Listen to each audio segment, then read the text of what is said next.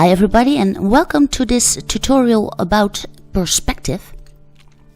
And what I was doing here is I've drawn a pier, and the perspective for that pier is very obvious, of course.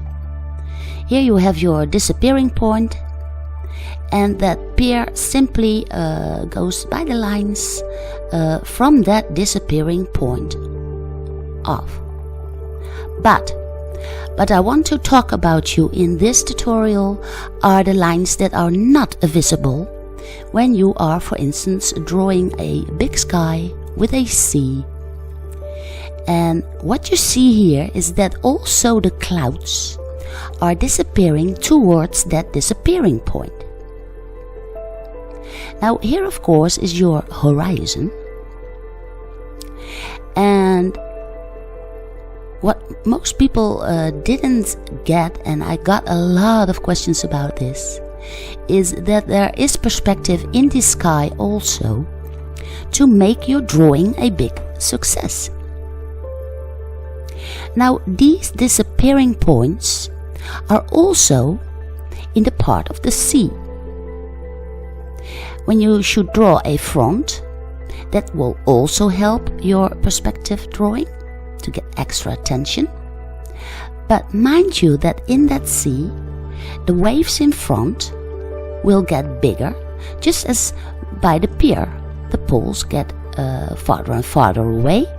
So will the waves in the sea, and so will the clouds in the sky. Now for this study you can use Pond Pastel, you can use pastel pencils if you want, or maybe just a graphite pencil, a palette knife if you want to blur things out. And this is also very ideal for your study. Set out the lines that you want to keep safe as you continue your drawing. Here you see my first try. Very bad perspective. The lines are not correct yet, but I was getting an idea, and this is more clearly for you. So let's try this out. Of course you can support my work on Patreon and help me make more and better tutorials, and that would be awesome. But let's start drawing. Here's a very handy tip. Should you be drawing with pastel pencils or with the pen pastels, just take a ruler and make a blurry horizon. This will instantly help you get the feel for what you want to do. Now pick a disappearing point somewhere on that horizon. Now all I have to do is make an idea of where about the pier will be. As you can see, the points in the far distance are closer together, and the points near to the viewer are getting wider and wider. Now, because I don't want to get that mechanical feel, but I want rougher poles with like rounded poles, I do not use the ruler too much, just to get the lines about correct. But it has to be a playful pier. So I simply draw in the big poles that are supporting the boardwalk. And of course in front the poles are detailed and much bigger, and as they go away in the distance they get smaller and thinner. What I also wanted to draw in is a lookout post, maybe some view post, a little house with a roof on it. So I put that in too. And there will be some planks on that thing. I just totally make this pier up, but there are a lot of piers on Google Images. And here I use the ruler again because this is the underside of that pier. So as a viewer, you are watching just underneath the planks of the boardwalk. And here's the railing. I use the ruler again, and people don't want to fall off. And this is the underside of that pier, and that little house with a little view window maybe. And it's a very rough drawing, but I do this with the Staedtler because next we will be drawing the invisible lines in the sky, and by placing in the pier with the Staedtler fineliner, my pier will stay viewable. And this is just a mere study. This is the part where the front is going to be, and I use my disappearing point again to get the lines straight and correct perspectively for the big boulders that are in front, just next to the street. Maybe somebody is walking there towards that pier. So the boulders in front, of course, you can get detailed later on, and the lines are in correct perspective. Now let's talk about the not visible disappearing lines. What you see me doing here is drawing in the sky, but the lines in the sky are all going towards that disappearing point. I put in a little bit of gray for the sea, and I'm not using much color for this drawing because I want the attention to keep going to the lines that I make. And here you can see I already place in some lighting in the sea, on the waves, and all the lines are still going to that disappearing point. Now, as I was telling you, the clouds way up in the sky are biggest, and the clouds way far away are getting smaller and smaller.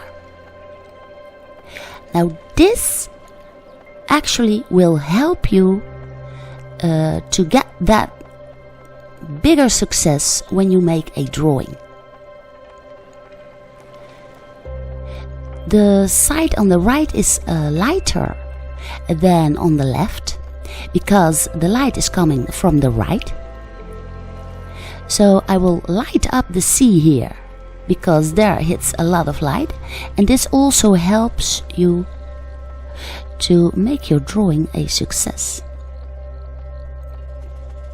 Here I'm getting a little more detail in the waves on front, and as you can see in the sky, even though it's a very rough way of sketching, you can see all lines going to that disappearing point.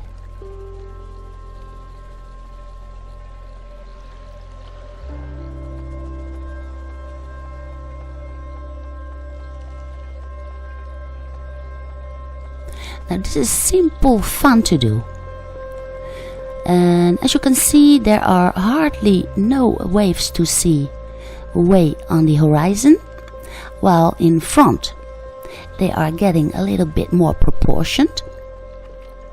And what you can do, of course, also when you are making a drawing in perspective is to put in as much detail as possible on those parts that are closest to the viewer. As you can see here with the pier, as it is going away, I put less and less detail in.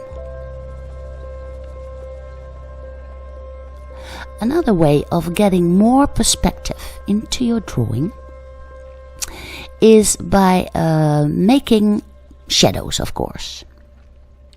As the light was coming from the right behind, I can put in a lot of shadow by putting in some gray, on the boards of our little view tower and on the pier itself. By placing in dark shadows in the front, you instantly get a depth perspective, and by putting in those details and leaving them out way behind, you get that image when you take a picture, for instance, with a great depth perspective, as everything fades away in the far distance. Now you can put a little bit of color of the sun, for instance, on the surface of the water below, a little bit on the roof. I also use it to blend the dark gray, or to fade out stuff in the back. But in front, you can really hit the shadows, make them as dark as possible, so this really comes towards the viewer. And as you look away in the far distance or look in front, you get that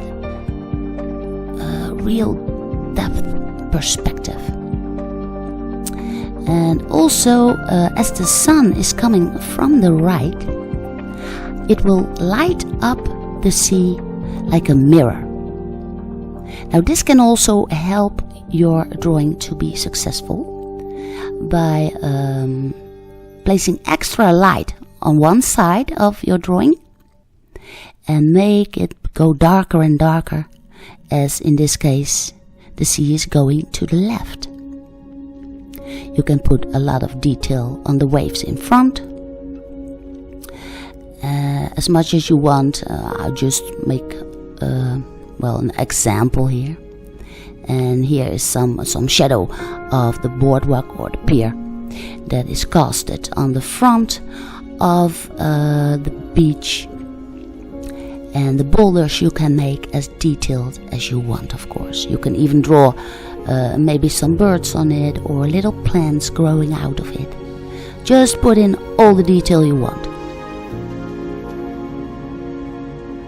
But keep the far distance as blurry as possible. What is also a helpful tip is to put in color for that part of the drawing you want the watcher to pay attention to. So leave out a little bit of the color way in the back and on the left, but put in a little bit extra on those parts that you want the viewer to pay attention to. So that's a tip too.